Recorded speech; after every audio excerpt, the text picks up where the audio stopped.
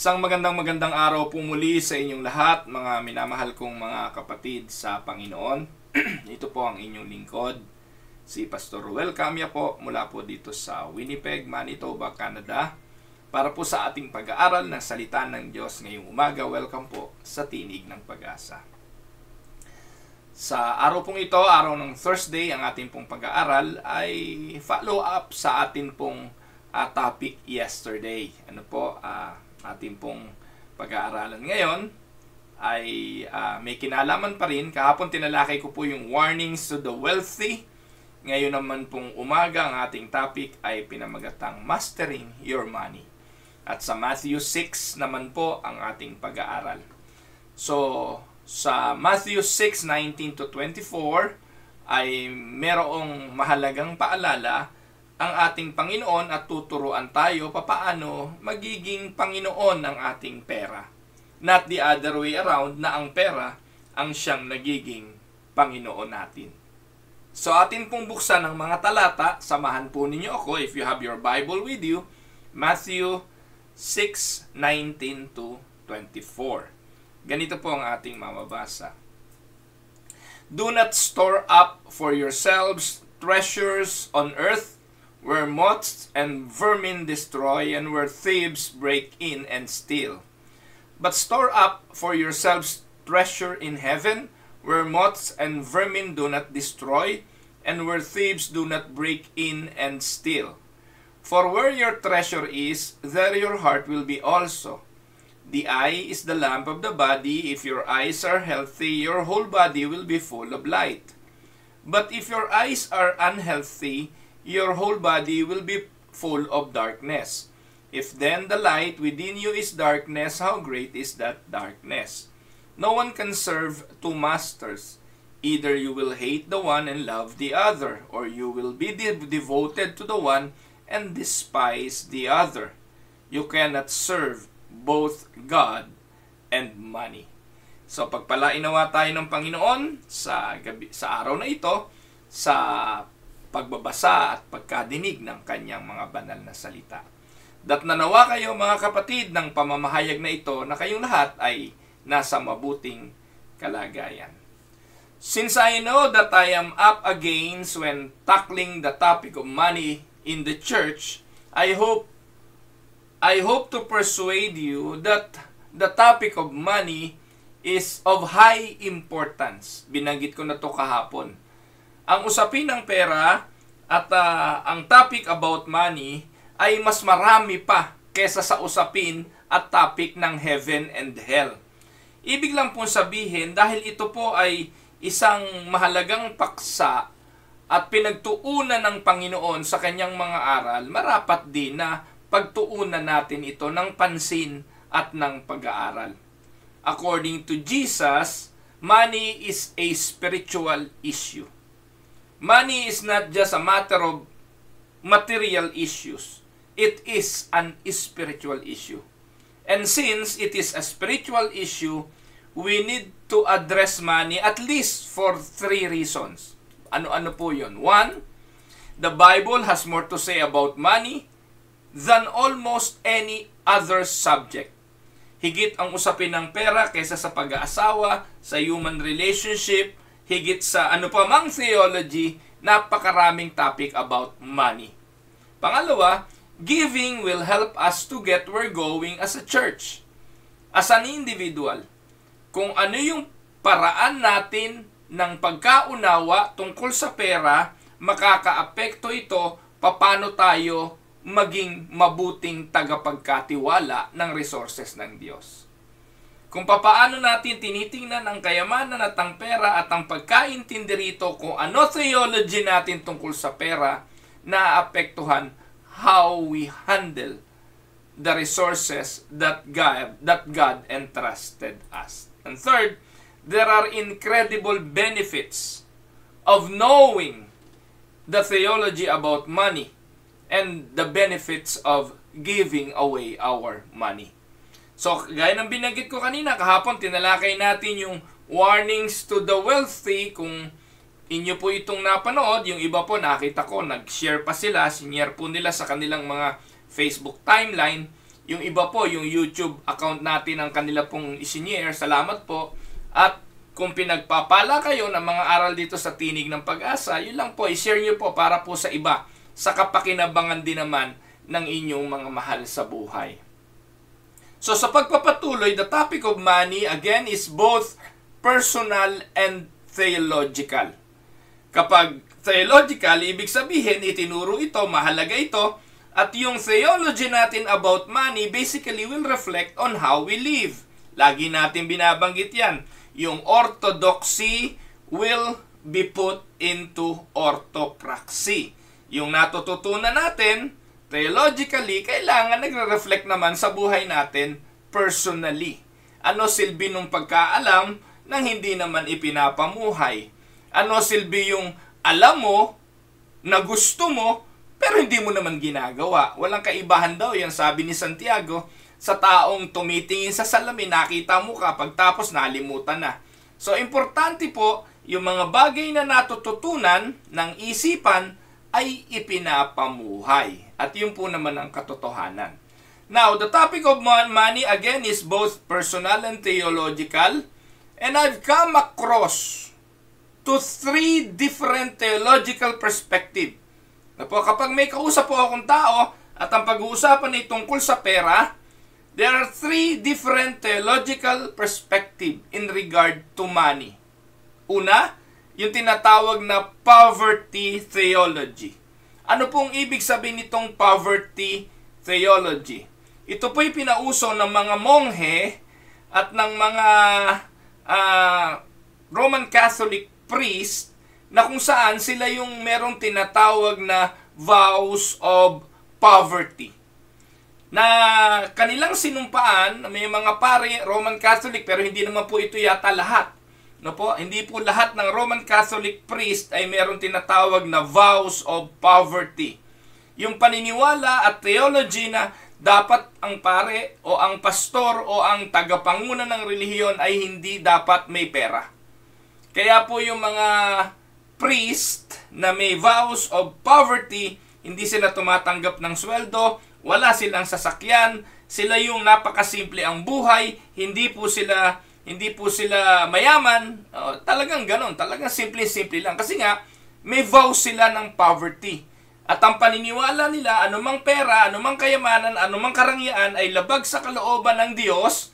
Ito po yung imbalanced view ng wealth, and they teach us that we should have a disdain for possessions. Some who hold this position would say that it is wrong to have money and excess money and things. Ayan, so yun po yun. So meron pong theology ganyan. Kaya yan yung mga namumundok, iniiwanan ng mga trabaho, namumuhay na lang sa kung ano yung sa foraging, ano ibig sabihin, kung ano yung makuha nila, yun ang kakainin nila. Yung meron ganon, na nagkaroon sila nung poverty theology, na total, hindi naman madadala yan sa mundo, hindi madadala sa kabilang buhay. Kung ano lang yung kailangan, yun lang ang kanilang, kakailanganin para mabuhay. Kung may isusubo, sapat na. Kung merong susuotin, sapat na. Hindi marami. Ang tawag doon sa panahon natin, mga minimalist. Mga minimalist, meron pong idea at concept po yan ng poverty theology. So, yun. Extreme yan. Ano po? Imbalanced view yan. Tapos, merong kabaliktaran niyang poverty theology. Yun namang usong-uso ngayon. Yung prosperity theology. Tinatawag din po yan mga prosperity preaching, prosperity gospel. Ito naman teaching na ito, kakaiba naman ito. Kapag ikay naghihirap, kagaya ni Eddie Villanueva, sabi niyon, at turo niya, poverty is a curse. Kapag ikay naghihirap, isinumpa ka ng Diyos, may ginawa kang kasalanan, ikaw ay hindi sumusunod sa kalooban ng Diyos, kaya ka naghihirap. Kaya ang tingin niya mga prosperity preacher na yan sa mga nakatira sa Smoky Mountain, doon sa tambakan ng basura, kapag ang tingin nila ikay nagbabasura o ikaw ay namamalimos, isa lang ibig sabihin nun, may kasalanan ka sa Diyos, isinumpa ka ng Diyos, kaya ka naghihirap. Yan po yun po, extreme din yan. At makikita niyo po yan sa mga Pentecostal churches. Yan, yung babae na pastora na sabi, ba't ka mag-aasawa ng pedicab driver? Ba't ka iba na level mo, mataas na level mo. Dahil Christian ka na, hindi ka dapat pumapatol doon sa mga mahihirap. Kasi yung mga mahihirap, para sa kanila, sinumpa ng Diyos at walang karapatan na po, na magmana noong mga, ng mga mananampalataya o mag-asawa na ng mananampalataya. So, yun po yung ini-insinuate nitong mga prosperity theology na ito. This teaching wrongly assume that prosperity is the reward of the righteous. And this cause and effect relationship implies that if God is happy with you, God will bless you. And the blessing that they implied most of the time is the blessing of finances and material things. And if God is not pleased with you, you won't be blessed with possessions. That is the prosperity preaching. Kaya ang teaching niyan, lagi kang dapat umasenso, magkaroon ka ng kotse, ikaw pastor ay magkaroon na ng kotse, 10 taon mo lang ngayon, dapat may Lamborghini ka na, meron ka na, ituro ni Oriel Balano. Yun po yung mga narinig nyo na binabanggit ko po dito sa Tinig ng Pag-asa. Prosperity theology yan. So, yan yung dalawang extreme. Kaya pagdating po sa pagtingin sa pera, theology yan. Na po? Meron pong sobrang hirap naman, tama na yan. Kaya yung teaching na, ang pastor, dapat wag na nating sweldohan, love gift lang yan. Kasi pag ang pastor naging materyoso, naging masyadong mapagmahal sa pera, kasalanan yan. So meron ganong teaching, yun yung poverty. Pero meron din naman na mukhang pera, na talagang wala na, kundi pera, kumuha ng pera, magpayaman, umasenso. Ano ba dapat talaga ang perspektibo tungkol sa pera? Ito yung pangatlo. The proper theology. Ano yung proper theology? The proper way to view our possession is that they are a trust. Hear me. It is a trust given by God that we are responsible to manage. That is how we should view money, property, material things.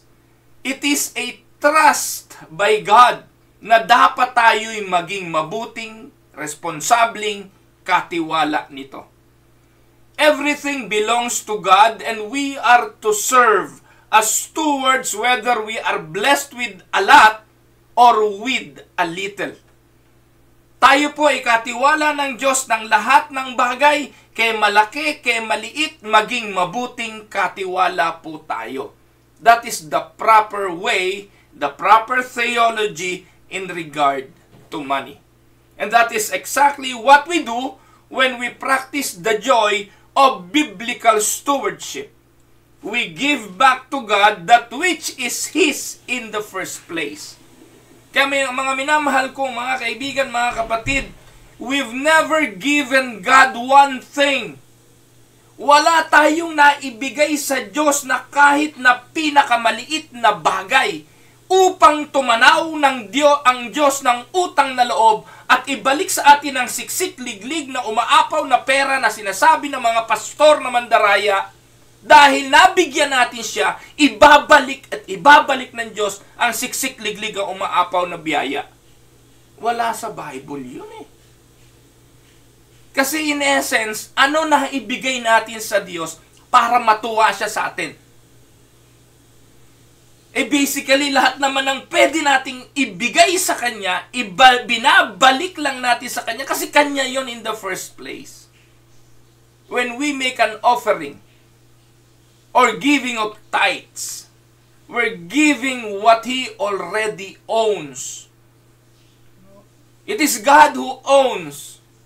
Kaya maging ang buhay, paglilingkod, kalakasan, effort, sa Diyos naman lahat yan eh. May effort ka pa bang ibibigay sa Diyos kung may sakit ka na, mahina ka na, wala ka ng kakayahan? Wala na. Kaya kung may nagagawa ka man para sa Diyos, lahat ng yun ay galing din sa Diyos. Kaya we need to look at money in this perspective. May mga tao na ayaw na umasenso, ayaw yumaman kasi ang tingin nila ang kayamanan sa mundong ito, ang pera sa mundong ito, o anumang material possessions ay masama. Meron naman, on the extreme, ay dapat ikaw ay yumaman, dapat ikaw umasenso, dapat ikaw magnegosyo, magkaroon ng maraming pera dahil pag mahirap ka, isinumpa ka. Ano ba talaga ang tama? At yun yung proper theology, yung pangatlo, na lahat ng meron ka, kay malaki, kay maliit, katiwala ka lang, hindi ito iyo. That is how we should look and see the value and perspective of money. Na po, as far as the Bible is concerned, yun naman po talaga ang ating makikita. So, Jesus realizes that most people struggle with managing money. That is why Jesus devoted much of his teaching to this critical area of life. He dealt with money. Money matters because money matters. Ulitin ko, Jesus dealt with money matters because money matters. And that reminds me of an armed robber na lumapit sa isang lalaki at hinold up niya ito. Ang sabi nung magnanakaw, your money or your life. Ibibigay mo ang pera mo o ang buhay mo. The man hesitates at hindi siya kumibo. Then finally, sabi nung magnanakaw, mamili ka, pera o buhay?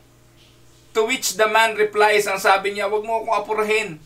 Hindi ko pa sigurado kung anong mas mahalaga sa akin. Pera nga ba o buhay? Mga kapatid, sa oras na ito, kung pamimiliin kayo, pera o buhay, ano nga ba ang mas mahalaga? Pero alam po natin mga kapatid na maraming mga tao ang magpapakamatay sa pera. Itataya ang buhay para sa pera. Kaya, napakahalagang topic nito.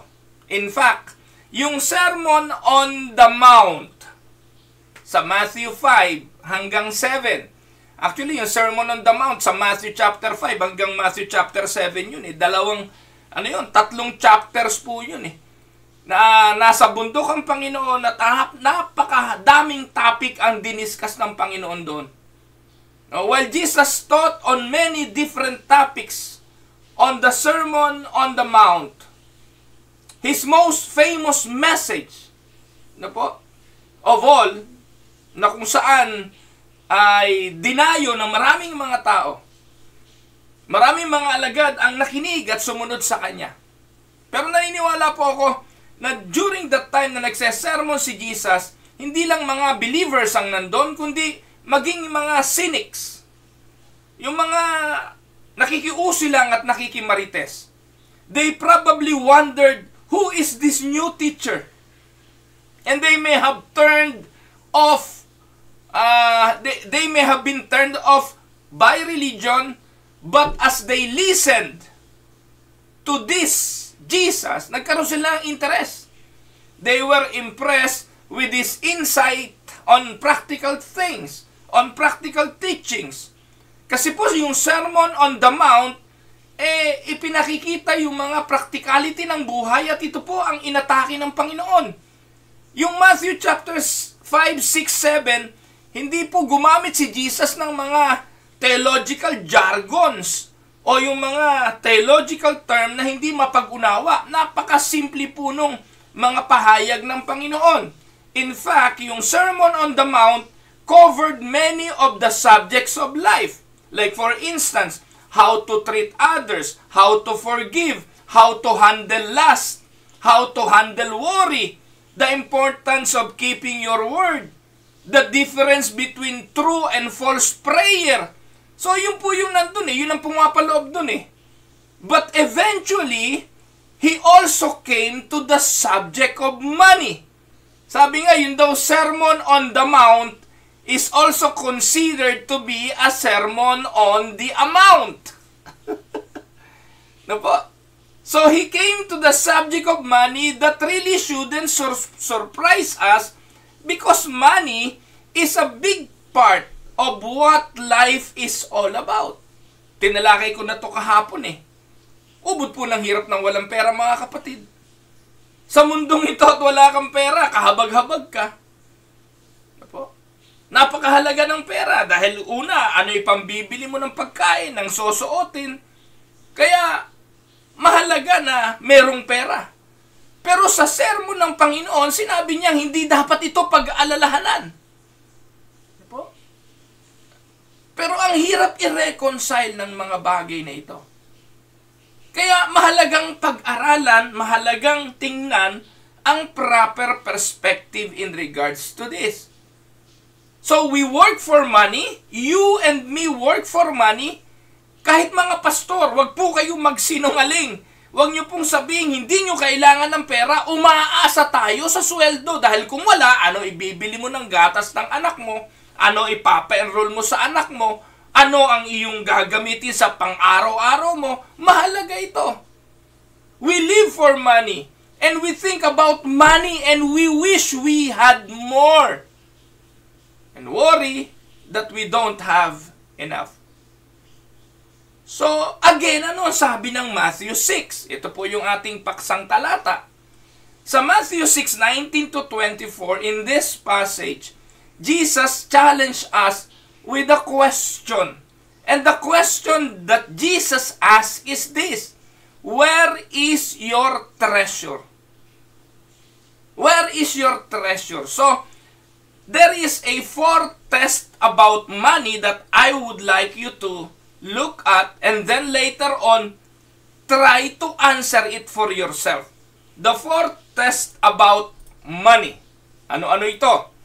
Una, makita po natin to sa Matthew 6:19-24. Una, yung tinatawag na durability test. Pangalawa, the heart test, the mind test, and the master test. So basically, yan po yung outline ng ating aralin ngayong umaga. The fourth test about money on Matthew 6:19-24, 1, the durability test, the heart test, the mind test, and the master test. Para magawa natin tong test na ito, isa-isahin po natin yan, mga kapatid. Unahin natin yung durability test. Anong ibig sabihin nito? Sabi po ng talata sa Matthew chapter 6:19-20, do not store up for yourselves treasures on earth, where moths and vermin destroy, and where thieves break in and steal. Verse 20, but store up for yourselves treasures in heaven, where moths and vermin do not destroy, and where thieves do not break in and steal. Matthew 6:19-20, ask this question. Yung kayamanan na meron ka, yung pag-aari na meron ka, ang tanong, how long will it last? Ang atin pong pananaw tungkol sa pera, yung laging wag mauubos, hindi mababawasan, hindi dapat kokonti, ang dapat ay marami. Pero mga kapatid, kahit gaano kalaki ang dami at sukat ng pag-aari mo, itanong mo sa sarili mo, how long will it last? Sa Bible, the first word that leaps out at us sa verse na ito is the word treasure. Sabi po, do not store up for yourselves treasures. Si Jesus hindi niya binanggit dito yung money. Ang binanggit niya treasures because while everyone does not have a lot of cash or does not have a lot of money, we all have something that we treasure. Amen? So kung titingnan niyo po, binanggit yan in the first word, na po, in the first sentence, the first word that leaps out at us in this verse is the word treasures. Jesus did not say money because while everyone does not have a lot of cash, we all have things that we treasure. We treasure our home, we treasure our car, we treasure our computer, cellphones. Yung mga bata nga, hindi na mabuhay na walang cellphone. So, we treasure a lot of things. Bags, no, designer shoes, clothes, or even a position that we hold, or any job that we sought or seek after. So, while Jesus is not saying that it is wrong to have treasures, He is telling us that our focus should be on laying up treasures in heaven and not on earth. So, ito po yung sinasabi ng Panginoon dito eh. Hindi po sinasabi ng Panginoon na masama ang magkaroon ng treasure. Pero dito ang sinasabi niya, yung focus natin ay hindi yung treasure dito sa mundo na kung saan merong kakain na kalawang at merong mga mapanira sa treasure na ito. Where moth and vermin destroys. Kundi ang ipunin ay ang mga treasure sa langit. The first life skill that Jesus wants us to develop is to stop living just for today. This is the first life skill na itinuturo ng Panginoon dito. Na huwag tayong mamuhay dito lang sa mundong ito. This command is in the present tense. It literally means to stop storing up. Huwag ka nang mag-ipon pa. We are to stop doing something that by nature we've been doing for most of our lives. And Jesus knows that our natural inborn desire is to accumulate things. Meron na ba kayo nakilalang mga hoarder? Mga hoarder. Yung hoarding. Hindi naman kailangan kukunin. Hindi naman kailangan bibilin. Madali daw malaman mga kapatid kung meron kang tendency to be a hoarder eh. Tingnan mo yung iyong pantry, yung lagayan ng iyong mga pagkain na binili. Maaaring yung iba dyan, 3 buwan na nakakalipas at maaaring yung iba dyan, 1 taon nang nandyan. Pumunta ka sa groceries, dinampot mo, nilagay mo sa cart mo, itinabi mo ron, pero hanggang ngayon, di mo naman nagagamit. Gaano karaming lata ng gatas yung alsado na yung puwit na hindi mo naman nabuksan. Sardinas na hindi mo naman kinain kahit kailan. Pero nandiyan sa pantry na napakatagal na. Gaano karaming mga damit ang nabili natin na hindi naman natin na isusuot. Gaano karaming sapatos na aabutin ka na ng kamatayan na hindi mo naman na isuot. May tendency tayo kasi natural instinct. Inborn desire ng tao yung mag-accumulate ng mga bagay na ito. Pero that doesn't mean that we cannot have material possessions. Hindi naman tayo poverty theology ang itinuturo natin. Hindi naman po nangangahulugan na we cannot have material possessions or own a property or save for the future. The key o yung susi is in the little phrase, for yourselves. Do not store up treasure for yourselves. Jesus is forbidding the selfish, self-centered accumulating of goods as the major end of life. Bakit? Dalawang bagay po kasi ang pwedeng mangyari. 2 things happen to things we own. 1, they decay.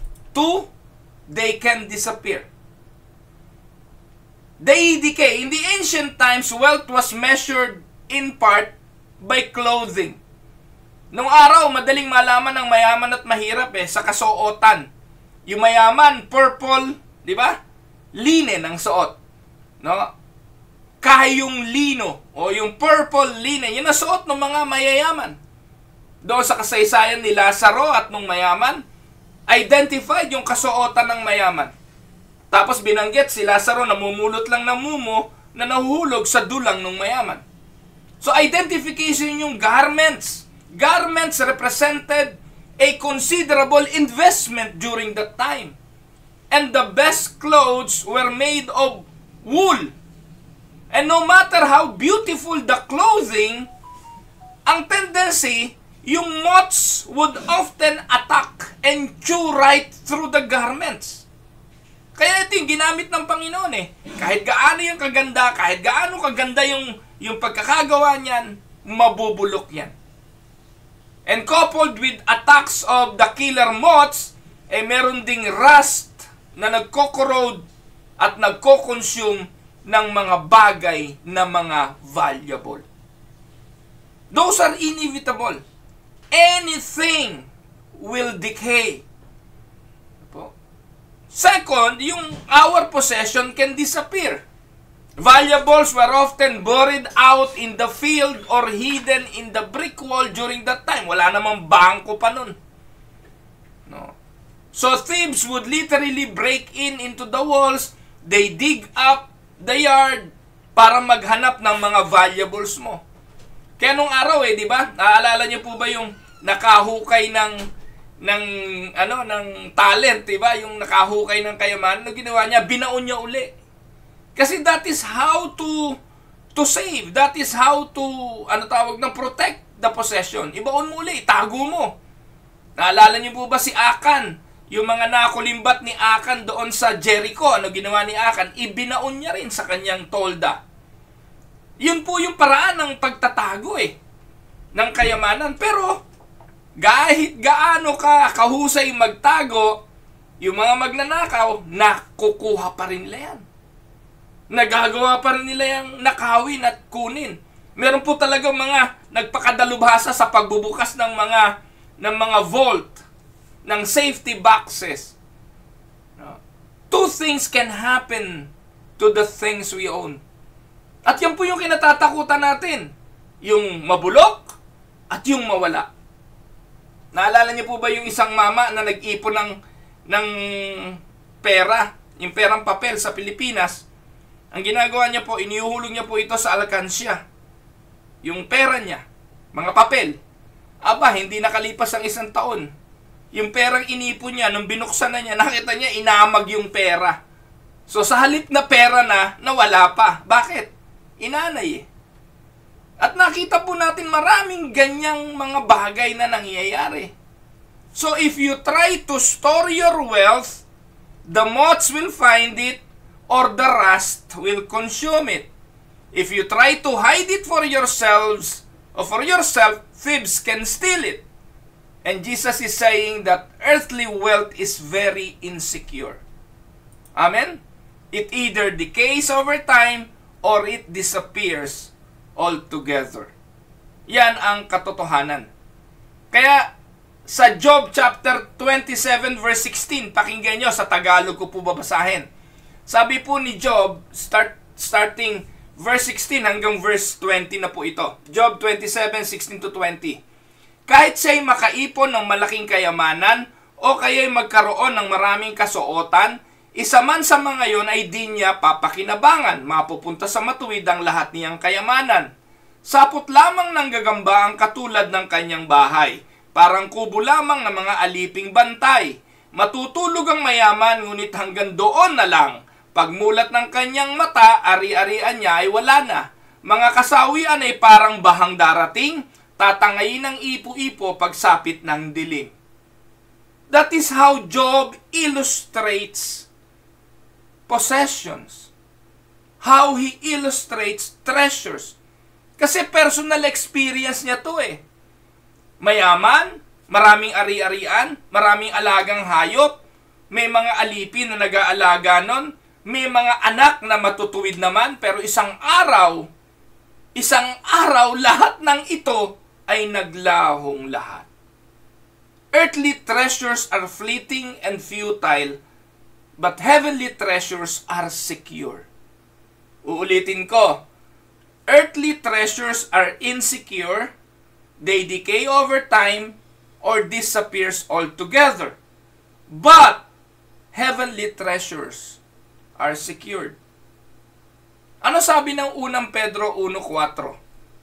Na nagmamana tayo ng kayamanang di masisira, walang kapintasan at di kukupas, na inihanda ng Diyos sa langit para sa inyo. Ano sabi ng verse 20 ng Matthew chapter 6? Store up for yourselves treasure in heaven, where moth and rust do not destroy, and where thieves do not break in and steal. So the issue is not whether we will store up wealth. Hindi yun ang kwento. Hindi yun ang usapin. Pwede tayong mag-ipon. And that is a given thing. The only question is, where will we do our saving? Where will we do our storing? And since earthly treasures are unstable and insecure, Jesus challenges us to make a long-term investments that are permanent and are guaranteed. Deposits made in the First National Bank of Heaven will not decay or disappear. Can we say amen? They are protected. They are insured by God Himself. And that leads to a question, how do we make deposit on earth that will yield dividends in heaven? Paano tayo mag-iipon ng kayamanan dito sa lupa na magmamana ng tubo sa langit? And let me answer that in just one sentence. You store up treasures in heaven by investing your money in that which lasts for eternity. Ano yung mga bagay that will last for eternity? There are only two things that will last forever. One, the Word of God, and people. Mga kapatid, everything else will decay or disappear. Your cars, your boats, your money, your home, your clothes, your jobs, yung sweldo, yung mga bakasyon mo, yung aklat, yung building, anumang bagay, computers na meron ka, it will all pass away. They wear out. Laging may bago, laging may bagong uso, nalalaos, naluluma, they wear out, they rust, they blow up, or fall apart. Nothing that is material lasts forever. Ngayon, nainggit tayo doon sa mga merong Tesla. Kasi tumatakbo yung kotse nila, walang gas. Hindi nila kailangan magpunta sa gasoline station para mag-gas. Pa-plug na nila yung kotse nila sa kuryente. And they can go. Antulin pa. Pero the question is, how long will it last? Katulad ng ano pa mang mga bagay, nothing that is material lasts forever. That is why God set it up. Ano sabi ng Diyos? 1 John 2:17. Tagalog, mawawala ang sanlibutan at ang lahat ng mga bagay na pinagnanasaan ng mga tao. Ngunit ang sumusunod sa kalooban ng Diyos ay mabubuhay magpakailanman. Gusto ko yung sinabi ni Jim Elliot. Kilala si Jim Elliot? Siya po yung namatay doon sa, pumunta sila sa tribo, talagang sa pagmimisyon, namatay po siya doon. Pinatay siya ng mga tribe. No po? Sabi ni Jim Elliot, he is no fool who gives what he cannot keep to gain what he cannot. He is no fool who gives what he cannot keep to gain what he cannot lose. Since the Word of God and people will last forever, we need to develop a long-term view. When we give of our finances and financial resources to people in need, I would like to tell you, we are making a difference. The ultimate investment you can make is to give financially to help communicate the Word of God to the people. Kaya dapat suportahan nyo yung mga misyonero. Suportahan nyo yung mga nangangaral ng salita ng Diyos. Suportahan nyo yung mga gawain tungkol sa Ebanghelyo. Hindi ko po isinesermon ito para sabihin sa inyo, padala nyo ng pera si Pastor Ruel. No. Ni minsan, hindi po nanghingi ang tinig ng pag-asa. Hindi ko po sinasabing hindi kailangan ng tinig ng pag-asa ng pera. Pero gusto ko pong sabihin sa inyo, simula nang nagsimula ito, hindi nagamit kailanman ang programang ito to get your money. Kung nasan kayong lugar, kung saan nyo nakikita merong pangangailangan ng pangangaral ng Ebanghelyo, doon nyo ibigay ang inyong suporta. Amen? Pero yung mga pastor na walang ginawa kundi mangaral ng prosperity, magturo ng magbigay ka at babalik ito sa'yo, siksik, liglig, umaapaw, niloloko lang kayo, huwag ninyong bigyan yon kahit na 5. Hindi totoo yun. No? Ito ang hamon ko sa inyo. Gamitin ninyo ang resources na meron para sa kaluwalhatian ng Panginoon. Yun ang unang test. Ang unang test, the durability test. Doon lang po mga kapatid, hindi mabubulok ang inyong mga yaman. Hindi mabubulok ang ating mga investment. Amen? So ano yung pangalawa? Second thing is the heart test. Importante ito. Ang sabi po ng verse 21, Matthew 6:21, "For where your treasure is, there your heart will be also." Kasi kung nasaan ang iyong kayamanan, nandoon ang iyong puso. Now, ito pong verse na ito ay nagtatanong, where are you investing your time and money? Where are you investing your time and money?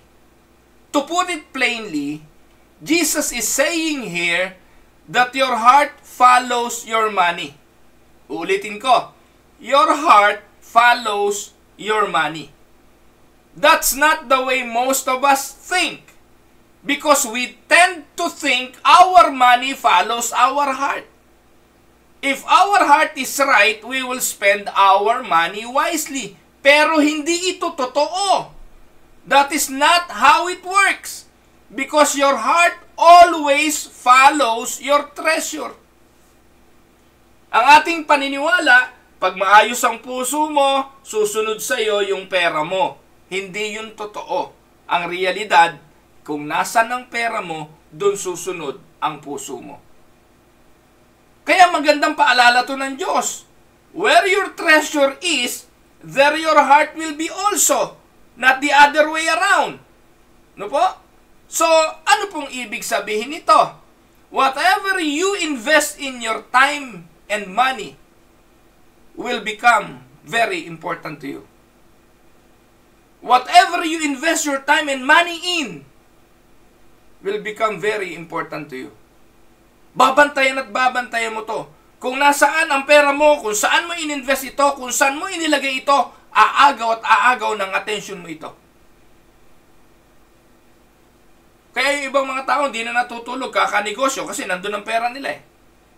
Yung ibang mga tao hindi na makatulog sa kababantay kasi nandun yung pera nila eh. Kung nasaan ang pera mo, nandun ang oras mo, nandun ang panahon mo, nandun ang attention mo kasi nandun ang puso mo. Tama? Too many of us spend all that we have on the things of this world and then we wonder why we have trouble concentrating on the things of God. Minsan nagtataka tayo, bakit hindi ako makapag-concentrate sa mga bagay tungkol sa Diyos? Paano ka makakapag-concentrate sa mga bagay na tungkol sa Diyos? Eh kung nasan nga ang kayamanan mo, nandun ang puso mo. So kung ang kayamanan mo, na andun sa negosyo, nandun sa pinagtaguan mo, nasa investment mo, aasa ka pa ba na may puso ka para sa Diyos? Hello? Our problem is that we have invested everything down here and hardly anything up there. Our money has kept our heart to the earth, on the earth. And you'll never be able to get your heart focused on heaven as long as your attention is on the material things. Huwag niyong kakalimutan mga kapatid, ito po ang totoo. Your heart will always follow your money. Your heart will be wrapped up in what you treasure. Possession can be very easily become the center of our life. Kaya meron tinatawag na heart test. Pastor Will, hindi naman ako ganyan eh. Di praise the Lord. Pastor Will, hindi naman ako masyadong hindi, ang puso ko wala sa pera. Ang puso ko wala sa pagpapayaman. Ang puso ko wala sa kayamanan. Di praise the Lord. Pero yan po mga kapatid ay katotohanan. There is a test of durability and there is a test of the heart. So pangatlo, the mind test. Sabi po dyan sa verse 22 and 23 ng Matthew chapter 6, Sabi po, the eye is the lamp of the body. If your eyes are healthy, your whole body will be full of light. But if your eyes are unhealthy, your whole body will be full of darkness. If then the light within you is darkness, how great is that darkness? Now, the question that I would like to ask here is, where is your focus? Where is your focus? Dito ang sabi ng Panginoon, yung mata natin ay lampara ng katawan. Kung saan nakatingin, no? Kung healthy yung mata, makakakita ito ng liwanag. Pero kung ang mata ay unhealthy, yung body ay puro kadiliman. Paano nagiging healthy yung mata? Depende yan kung saan nakafocus. Where is your focus? Po? Sabi po, the eye is a symbol of the mind. Jesus is saying that there are only two possible ways to look at things. Two possible ways on looking at things. One, if our mind focus on things down here, will be full of darkness. Or, the natural eye focus on the physical existence, but the spiritual eye lacks into what really matters. So, saan tayo nakatingin? Sa bagay na material na magiging cause ng kadiliman, o doon sa bagay na espiritual na magiging cause ng kaliwanagan? When money becomes the number one obsession of your life, it can put blinders on your eyes, and it can ruin your spiritual life. If our thoughts are filled with how we can deposit treasure in heaven, then our bodies will be full of light. Ganun lang naman po yan eh. Yan ang sinasabi po ng banal na kasulatan. Kaya yan po yung tinatawag na mind test. Kung ano lagi laman ng isipan mo, kung ano yung focus mo, ito yung magiging obsession mo. At bubulagin ka nito sa mga bagay na espiritual. Kaya kung obsession mo ay puro pera, puro negosyo, puro pagkita, puro pagpapayaman, ito yung magiging sentro ng buhay mo. Masasadla ka, kapatid, sa kadiliman. Amen? At pangapat, una nga, the durability test, the heart test, the mind test, but the fourth, the master test. This is the fourth. Verse 24 says, no one can serve two masters. Either you will hate the one and love the other, or you will be devoted to one and despise the other. You cannot serve both God and money. Verse 24, no one can serve two masters. Ngayon ang question, eto, whom do you serve? To serve means that we've made a choice and engage our will. If we were not careful, we can be deluded by thinking things will last forever. At ganito yung paniniwala ng marami, na this will last forever. Kaya ito ang susundin ko, kasi it will last forever. This is the most important thing. Our emotions can then affect our minds, which in turn can cause our wills to be in the grip of money with a capital M. Money will become our master, and we will be slave by it. The word Jesus used for money is the word mammon, which is a proper noun or a name. A name na kung saan pinaglilingkuran ng mga tao. And Jesus viewed money as a rival to God. Attachment to money leads to a detachment from God. Amen? Tandaan po ninyo, the Bible is absolutely clear about the venomous nature of money. The money that we have fights supremacy in our lives. And it has many of the characteristics of a God. Money can promise security. Money can promise freedom. Money can promise deliverance. Money can promise power that only God can provide. Pero ang mga tao, they sought those things sa umbrella ng pera. Pag may pera ka, may seguridad ka. Pag may pera ka, may kalayaan ka. Pag may pera ka, may kapangyarihan ka. Ikaw ang masusunod, ikaw ang dakila, ikaw ang mahusay, ikaw ang magaling, ikaw lahat pag may pera ka. And the things that human are seeking most of the time for money are the things that only God can provide. Amen? Mga minamahal na mga kapatid, to be committed followers of Christ is not merely a matter of the emotions, but also a matter of minds and will. Amen? And to love God requires service and even sacrifice. And this type of allegiance cannot be rendered to two parties.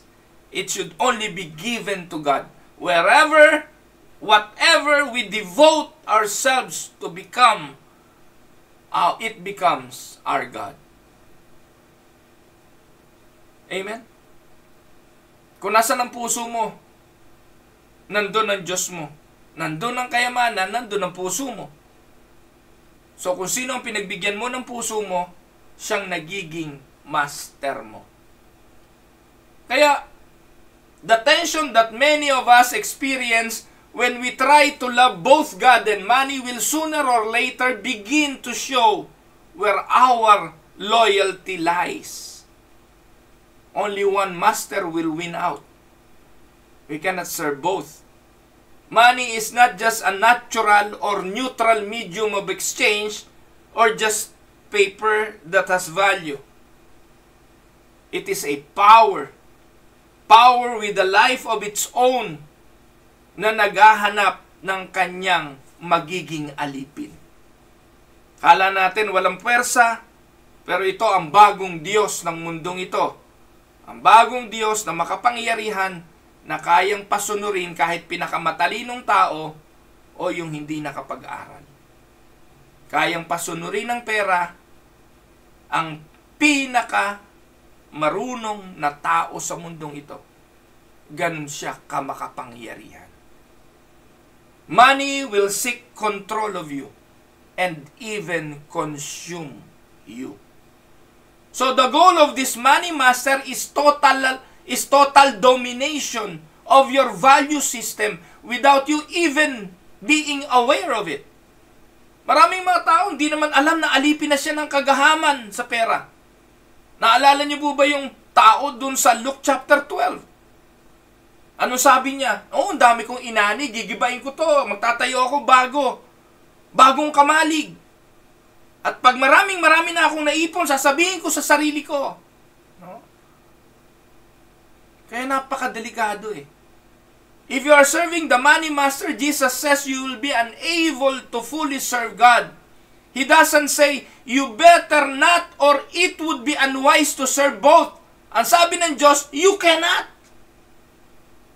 You cannot serve both God and money. As such, we handle our money has a lot to do with how serious we are about on our obedience to God. If you love money, you will end up hating God. And if you are devoted to the pursuit of possessions and material things and making of money, you will find yourself despising the things of God. I suspect that most of you do not want to hate God. Kung magtatanong po ako ngayon sa inyo, sino ang gustong magalit sa Diyos? Wala naman eh. In fact, you are here listening to me right now dahil sa tingin niyo may mapupulot kayong aral spiritually. And you love the things that are spiritual. Pero without us knowing it, by loving our money, by following our possession, we are hating God. Amen? You will never be able to fully love God if you are in love with money and all that money can buy.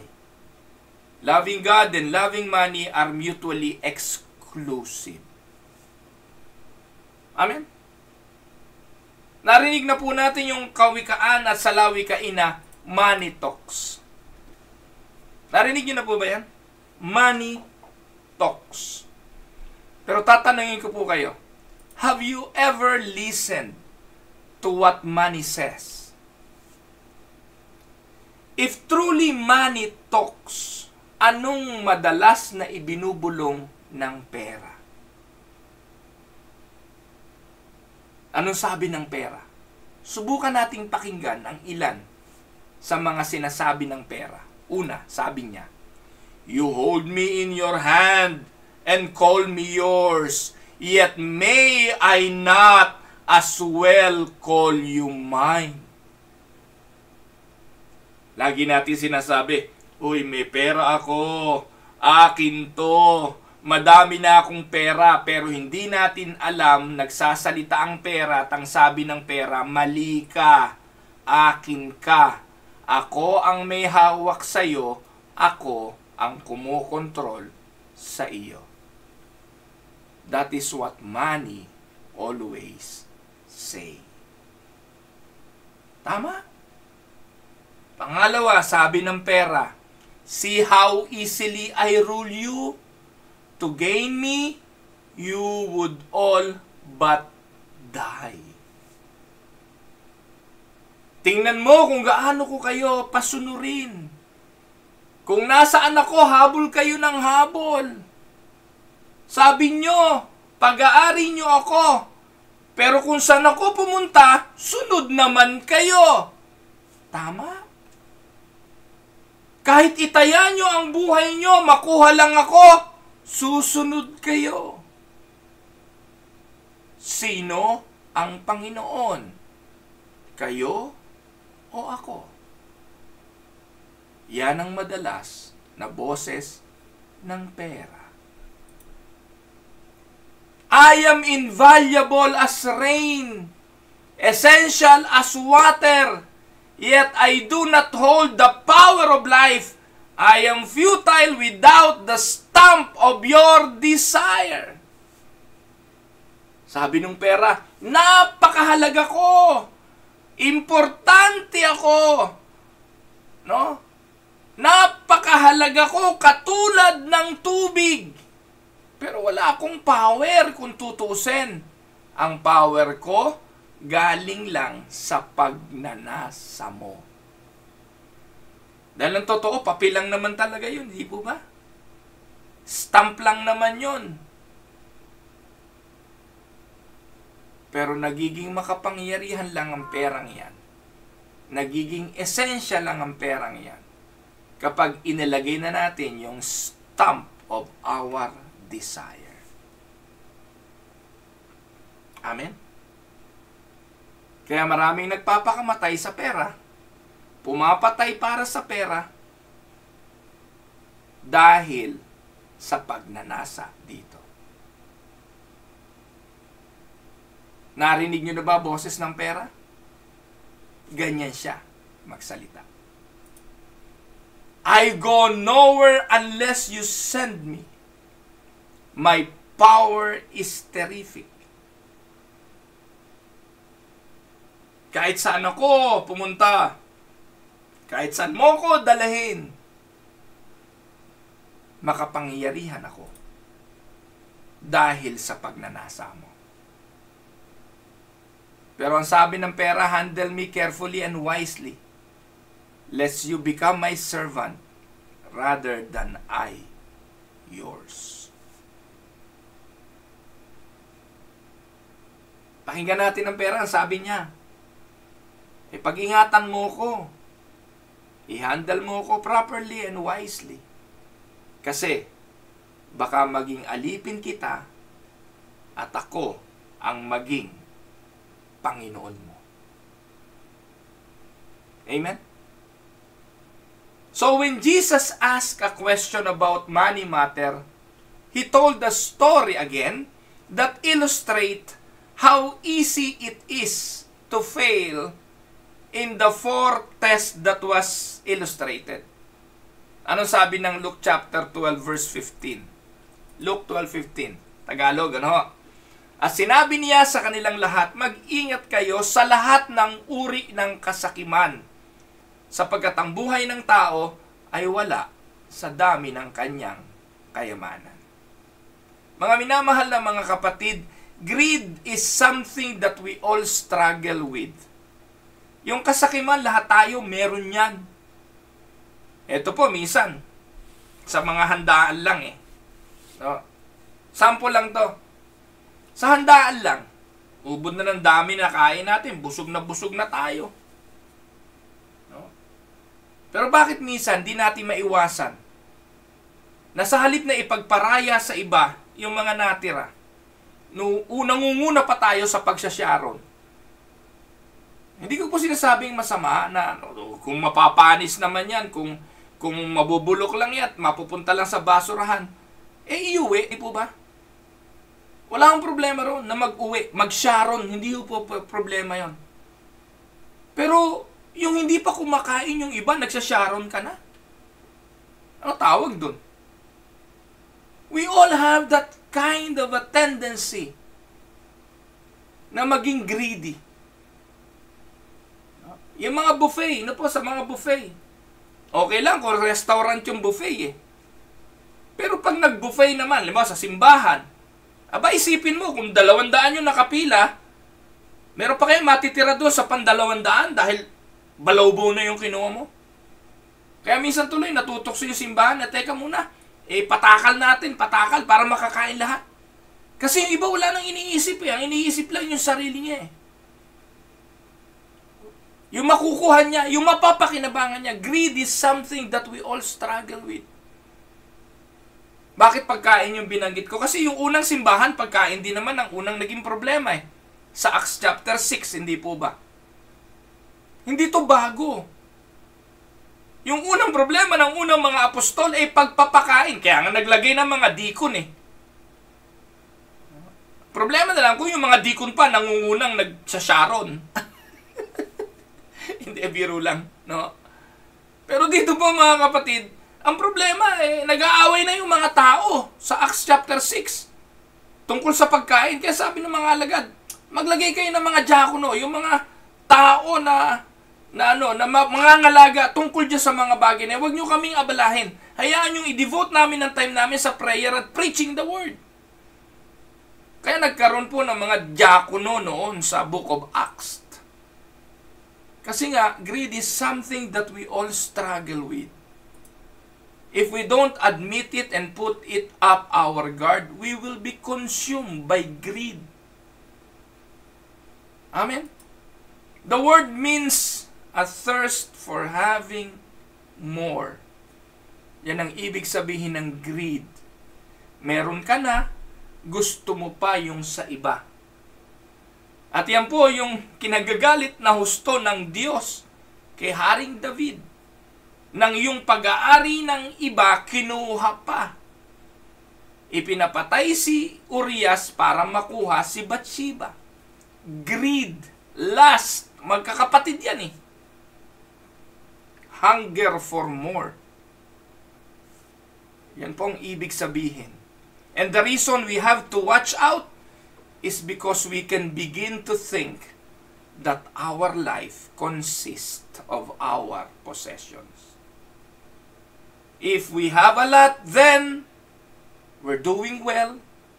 And if we don't have much, we feel like we're missing out on something, almost like we're not really living.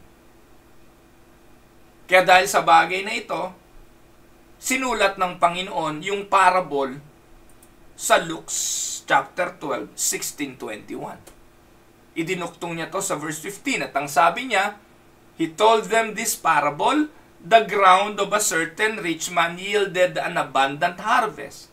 He thought to himself, what shall I do? I have no place to store my crops. Then he said, this is what I'll do. I will tear down my barns and build bigger ones, and there I will store my surplus grain. And I'll say to myself, you have plenty of grain laid up for many years. Take life easy, eat, drink, and be merry. But God said to him, you fool, this very night your life will be demanded from you, then who will get what you have prepared for yourself? This is how it will be with whoever stores up things for themselves, but is not rich toward God. Mga kapatid, did you notice how many times this man uses the word me, my, and myself, and I?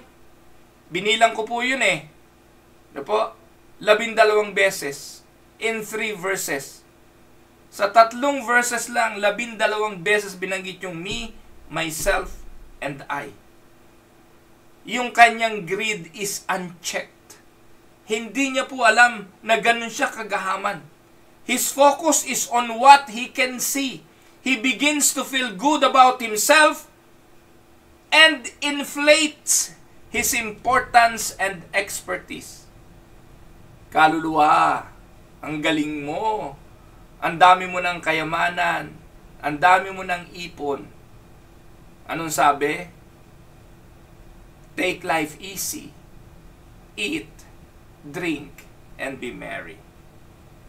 Mga minamahal na mga kapatid, it can be dangerous to be successful in your business, in your career. You can begin to feel like you've got it made, and the accumulation of things can deceive you into thinking that you are better off than you really are.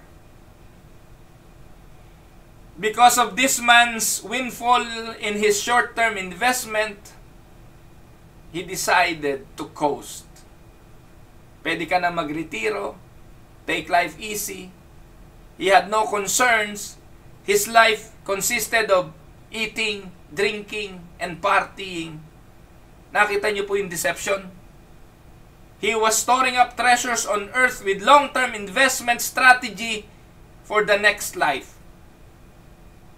Pero anong sabi ng Diyos sa verse 20?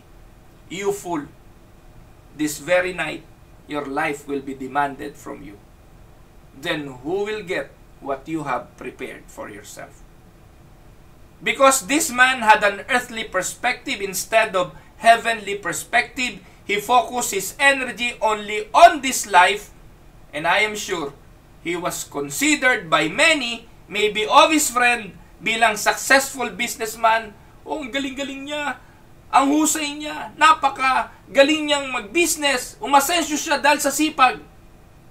Maaring mapatala pa siya sa listahan ng mga successful na tao. And let us admit, we look up to people like this. Ito ang mga taong ating hinahangaan. Ito ang mga taong ating iniidolo. Mga taong gusto nating manguna sa buhay natin, maging leader natin, dahil ang gagaling nila sa negosyo. Our culture honors those who make a lot of money.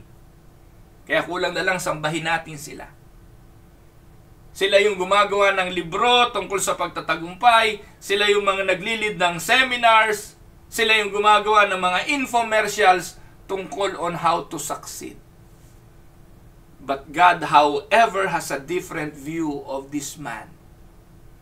Because he was laying up treasures for himself on earth and had made no eternal investment, God calls him a fool. And when he dies, all his possessions, all those barns that full of his investments will disappear and will be given to someone else. He failed the durability test. He failed on the heart test.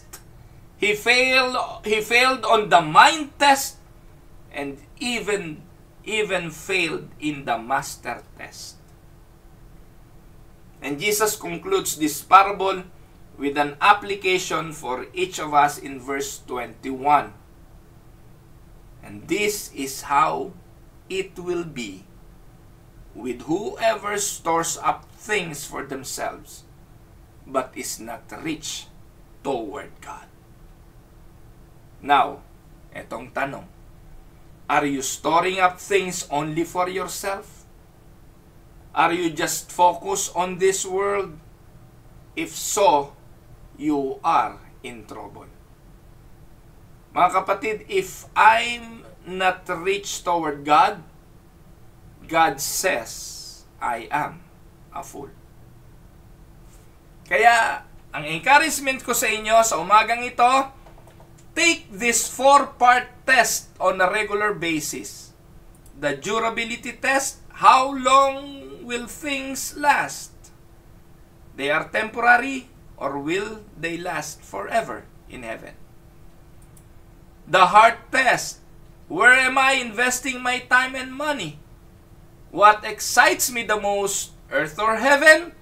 Which place makes my heart beat faster?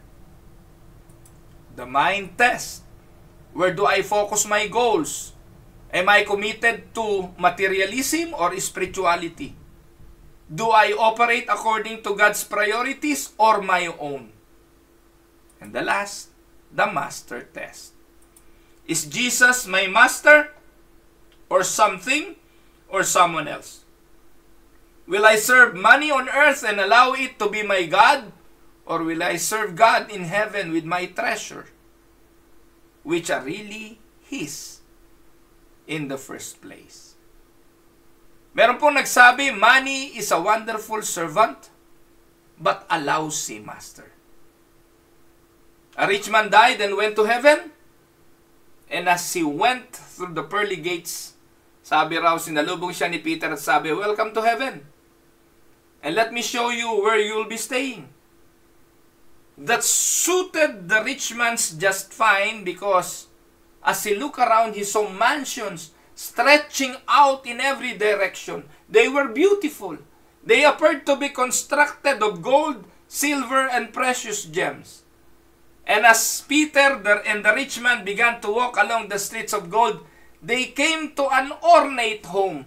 As they paused to gaze it, the rich man said, who gets to stay here?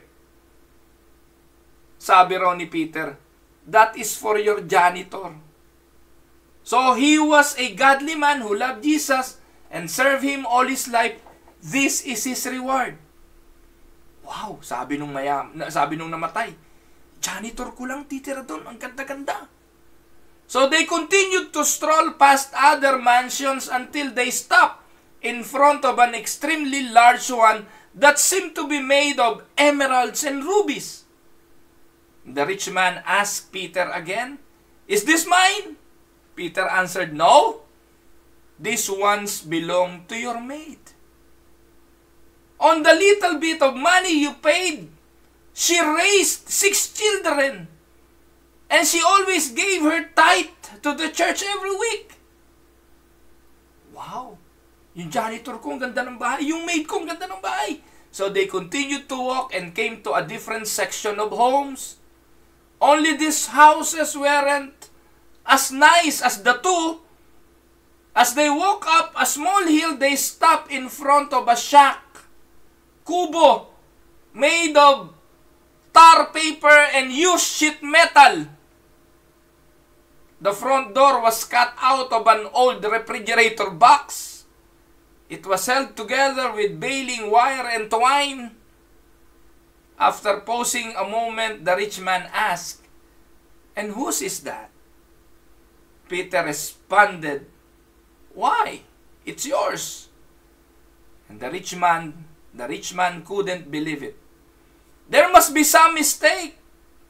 But Peter bowed his head and said, no, there's been no mistake. We did the best with what you sent ahead. Amen?